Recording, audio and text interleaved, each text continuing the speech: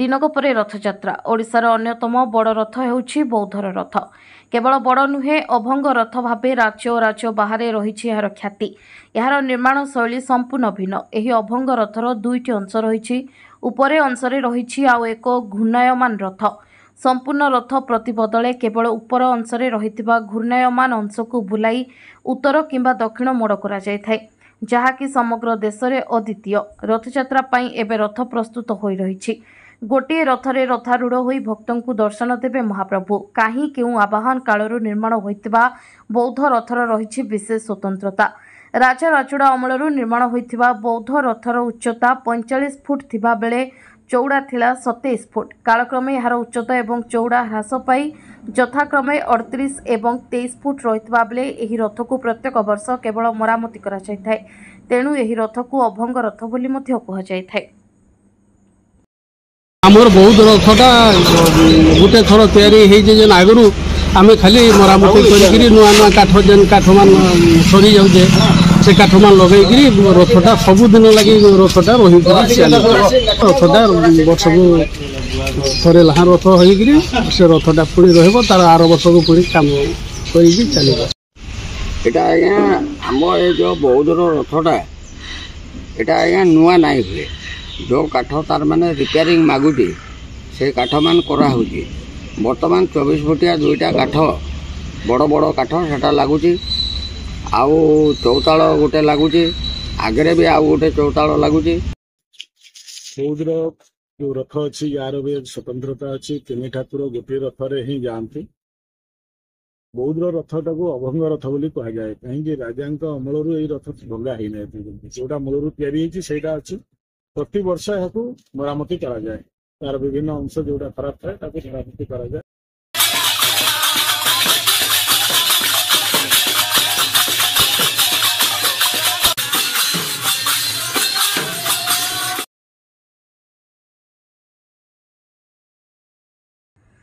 अजणा दुर्बृत्तों injection रे छात्र गुरुतर। School को जाउथवा समय छात्र को दुर्बृत्त देले इंजेक्शन। गुरुतर छात्रों को डाक्तरखाना रे भर्ती। किए काहेकि देला इंजेक्शन ताहा जଣା पड़ी नथिबा बेले चालिछि तदंत।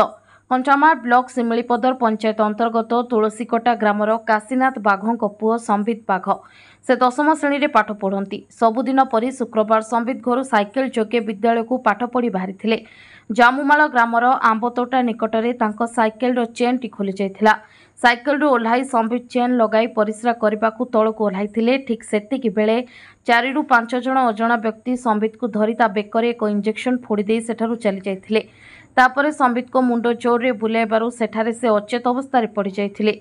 2 मिनिट पर चेता आसिबारु संबित निज घर को जायथिले। गला बाटरे से साइकेल रू 2 थर तळे पड़ी जायथिले। घरे पहुंचवा परे परिवार लोके तांको 108 आंबुलांस जोगे सोनपुर मुख्य चिकित्सालय को नैथिले। एही अंचलटी एक जनगहलीपूर्ण अंचल होइतिले मध्य दिन द्विपहरे एभଳି घटना को नै अंचलवासी भयभीत होई पड़िछन्ति।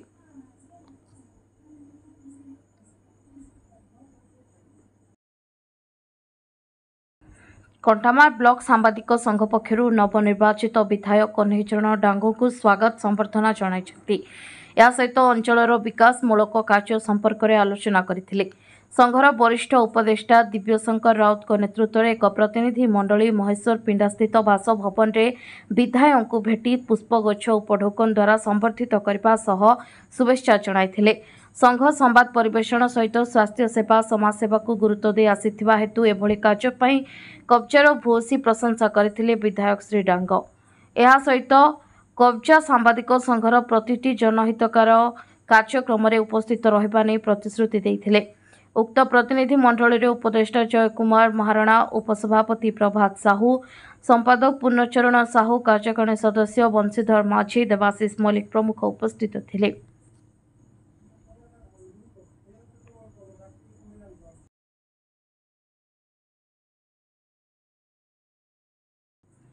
बौद्ध वनखंड माधवपुर वनांचल आड़ीनिगढ़ सेक्शन मार्डिंग पोड़हल संरक्षित जंगल में वन विभाग तरफ 75तम वन महोत्सव पालित होइछि। ଏହି ବୃକ୍ଷରୋପଣ କାର୍ଯ୍ୟକ୍ରମରେ ମୁଖ୍ୟ ଅତିଥି ଭାବେ ବାଣୀଭୂଷଣପୁର ସରପଞ୍ଚ ଯୋଗ ଦେଇଥିବା ବେଳେ ସମ୍ମାନିତ ଅତିଥି ଭାବେ ମାଧପୁର ବନାଞ୍ଚଳ ଅଧିକାରୀ ଆଶିକ କୁମାର ଦିଗାଲ ଯୋଗ ଦେଇଥିଲେ। ବୃକ୍ଷରୋପଣ କାର୍ଯ୍ୟରେ ମାର୍ଡିଂ ବନ ସୁରକ୍ଷା ସମିତିର ସମସ୍ତ ସଭ୍ୟ, SHG ଗ୍ରୁପର ସମସ୍ତ ମହିଳା, ଗ୍ରାମର ଗୌନ୍ତିଆ ତଥା ପୂଜକ ଶ୍ରୀକୃଷ୍ଣ ଜାନି ଓ ବିଭାଗର ସମସ୍ତ କର୍ମଚାରୀ ସହଯୋଗ କରିଥିଲେ। ପୋଡ଼ହୋଳ ସଂରକ୍ଷିତ ଜଙ୍ଗଲରେ ପ୍ରାୟ 50 ହେକ୍ଟର ଜାଗାରେ 10,000ରୁ ଉର୍ଦ୍ଧ୍ୱ ବୃକ୍ଷରୋପଣ କାର୍ଯ୍ୟକ୍ରମର ଶୁଭାରମ୍ଭ ହୋଇଥିଲା।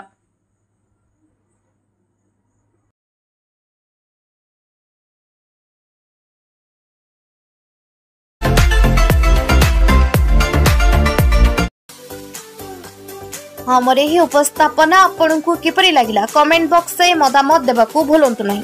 जदि आम चैनल को एपर्यंत सब्सक्राइब करनाहांती तेबे शीघ्र सब्सक्राइब करंतु।